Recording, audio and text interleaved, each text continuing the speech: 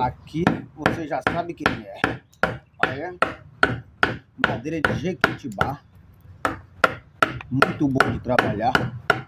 Para quem está começando, essa é uma ótima madeira, é muito macia. Olha,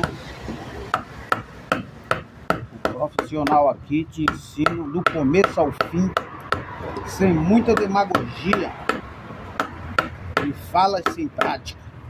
Aqui não, aqui é diferenciado. Aqui não é lustre, mas nasceu para brilhar. Tá? Rapaz, venha aprender a fazer o que você quer.